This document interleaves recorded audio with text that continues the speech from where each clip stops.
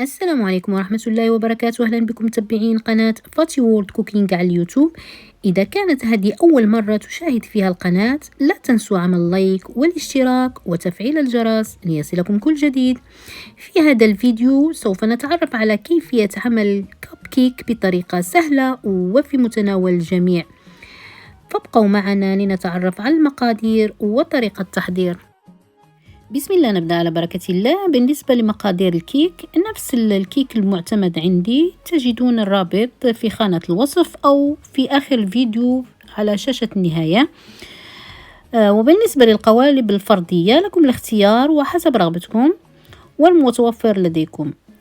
بعدما خبزنا الكب كيك جاء دور التزيين، ولكل منا طريقته واختياره في التزيين، وهذه بعض النماذج. أولا نتعرف على كيفية عمل الكريمة للتزيين وبألوان مختلفة.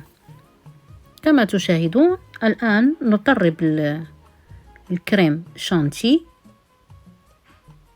علبة أو علبتين حسب كمية الكيك لديكم.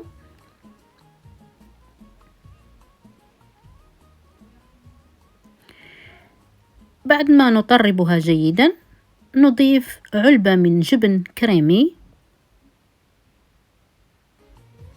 أي جبن تختارون، المهم يكون كريمي.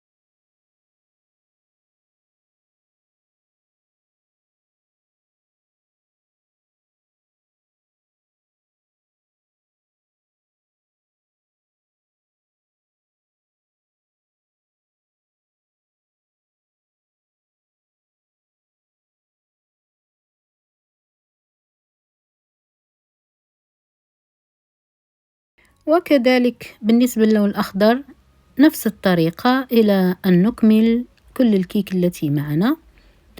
وهذا هو الشكل النهائي بعدما انتهينا من التزيين.